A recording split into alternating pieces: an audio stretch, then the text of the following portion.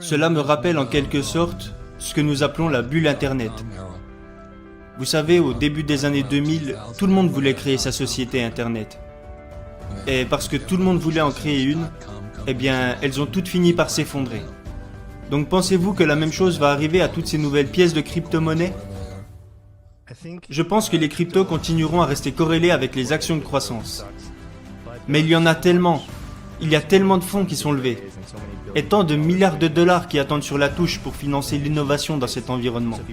Donc si vous parvenez à rassembler suffisamment de personnes intelligentes et que vous apportez suffisamment d'argent, peu importe la catégorie du projet, vous allez voir de très bonnes choses apparaître. Et vous savez évidemment que la partie difficile, c'est de se tenir au courant de l'évolution rapide de l'environnement crypto.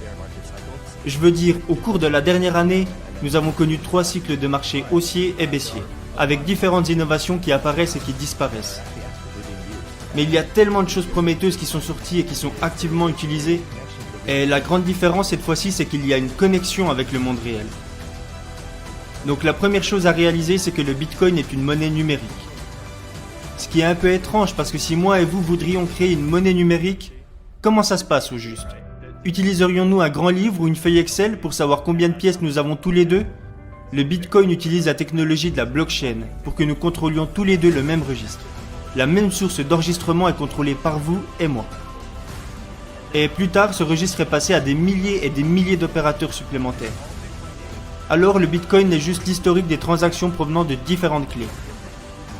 Donc tant que j'ai une clé à 64 caractères, mon argent est stocké. Et je peux utiliser cette clé pour vous envoyer de l'argent. Et vous pouvez utiliser votre clé et envoyer de l'argent à d'autres personnes. Personne ne contrôle le Bitcoin, personne ne peut l'arrêter. Donc il flotte au-delà des frontières, parce qu'il n'y a pas de frontières pour le Bitcoin. Il peut être échangé contre d'autres actifs, c'est en réalité le plus grand actif à échanger contre d'autres cryptos. Donc quand nous disons qu'il ne peut pas être gouverné ou qu'il n'y a pas de stratégie autour du Bitcoin, nous disons juste qu'il n'y a en fait aucun moyen de le contrôler. Et il y a 2 choses dont j'aimerais parler. Ce sont les points d'accès et les points de sortie. Donc en fait, en utilisant la crypto, vous avez la possibilité d'utiliser une carte pour gagner des intérêts avec votre argent. Vous pouvez par exemple emprunter de l'argent pour obtenir un prêt automobile. Puis transférer cet argent en crypto et avoir un taux d'intérêt plus intéressant grâce au stablecoin. Et ainsi obtenir une voiture gratuitement. Parce que le taux de rendement de l'intérêt est supérieur à la somme mensuelle que vous devriez débourser pour votre voiture. Ce sont comme les choses que vous enseignez, Robert, mais avec des formats différents. Vous avez une maison, vous obtenez des loyers, et s'ils sont plus élevés, vous remboursez votre prêt. Ce sont des choses qui se produisent dans le monde réel et qui existent également dans le monde de la crypto. C'est ce qu'on appelle la DeFi, ou la finance décentralisée. Je comprends, mais pour moi, la crypto n'est pas très différente du dollar américain. Vous avez juste à l'imprimer. Eh bien, la différence avec la crypto est qu'elle est intégrée à la programmation. Il y a une science exacte derrière la quantité de crypto qui peut être créée. Je ne sais pas grand-chose, je suis un vieux monsieur. Mais pour moi, d'où cela vient-il ? Ils l'ont inventé. C'est mon opinion. Et je me trompe peut-être là-dessus, mais je possède des puits de pétrole. Et pour moi, le pétrole, c'est de l'argent. Je dois le déterrer et je dois l'expédier quelque part. Je possède du pétrole, des compagnies pétrolières, des mines d'or et des mines d'argent. Alors nous creusons et nous l'expédions quelque part. Mais dans le monde de la crypto, des centaines de millions de crypto-monnaies apparaissent simplement en sortant d'un ordinateur, non ? Il y a beaucoup de jeunes qui deviennent des millionnaires en Bitcoin. Mais dès que le marché a commencé à s'effondrer, ils étaient en panique. Et la raison à cela, c'est qu'ils se sont enrichis en étant des spéculateurs. Ils ont juste eu de la chance. Vous savez, ils ont acheté 10 000 bitcoins à 1 $ unité. Et aujourd'hui, ils sont devenus multimillionnaires. Mais au fur et à mesure que ça descend, et la raison pour laquelle ils ont peur est que si le bitcoin retombe à 0, ce qui pourrait être possible, ils seront anéantis. Alors parfois le bitcoin monte et parfois le bitcoin descend. Ce n'est pas très différent de l'or. C'est juste plus volatile parce que vous êtes des férus de technologie et vous suivez ce qui se dit sur Reddit et GameStop et tous ces trucs-là. Et vous essayez de conquérir le marché de l'argent. Comme je l'ai dit, vous êtes plus sophistiqué et vous êtes plus conscient. Mais vous n'avez pas encore l'expérience. Alors continuez d'obtenir cette expérience. Les institutions ne possèdent pas de Bitcoin. La banque centrale ne possède pas de Bitcoin. Parce que le Bitcoin va à l'encontre de la banque centrale.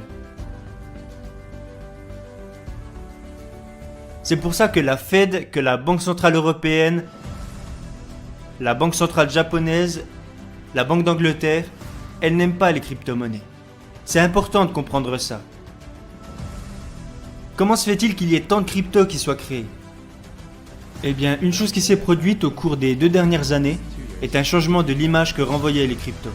Donc au lieu de les considérer comme une simple forme de monnaie, les gens les considèrent à présent comme une plateforme pour créer des applications, pour gérer différentes adhésions.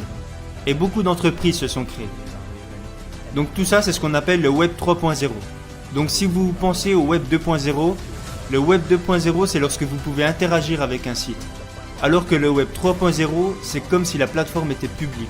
N'importe qui peut développer des choses dessus. Et n'importe qui peut interagir avec. Alors considérez que toutes ces crypto-monnaies sont comme des représentations d'un ordinateur public, que les gens peuvent visiter en se transportant eux-mêmes avec leurs propres identités dans chacun de ces différents ordinateurs publics. Le Bitcoin a été inversement corrélé avec le dollar ou toute autre forme de devise. Donc si le dollar s'effondre ou va mal, Bitcoin a montré historiquement qu'il augmentera. C'est comme ça que ça s'est passé. Le Bitcoin a également été lié à d'autres actifs, mais seulement à quelques reprises. Pour vous résumer les choses, le Bitcoin a été corrélé au SP500 à un moment donné. Et puis, comme le pétrole s'est écrasé en mars, tout a été liquidé. Donc le Bitcoin est considéré comme un actif risqué car il est très volatile. Il n'a pas été protégé de tout le capital qui a été retiré des marchés. Je veux juste m'assurer que les gens réalisent qu'il n'est pas vraiment corrélé avec d'autres actifs. Je dirais que c'est plus comme une couverture ou une assurance pour protéger tous les autres actifs que vous détenez. Je comprends, mais ma question est, combien de cryptos seront toujours là dans les 10 prochaines années ? Eh bien, les choses ont pas mal changé, puisque maintenant il y a les stablecoins. Les stablecoins se sont largement propagés dans le monde de la crypto. Ce sont des coins qui valent $1. Ils ne changent pas de valeur. Alors maintenant, il existe un refuge sûr pour préserver votre argent. Comment pouvez-vous appeler ça un refuge alors que nous ne savons même pas ce que c'est ? Il y a plusieurs façons de créer des stablecoins, et certaines d'entre elles sont plus sûres que d'autres. Je comprends, mais comment pouvez-vous en être certain ? Encore une fois, c'est dépendant des connaissances que vous avez dans le monde de la crypto et des recherches que vous faites quotidiennement. Certains stablecoins sont soutenus par les pièces numériques dont elles disposent. Certains sont algorithmiquement stables. Elles peuvent être brûlées ou être minées.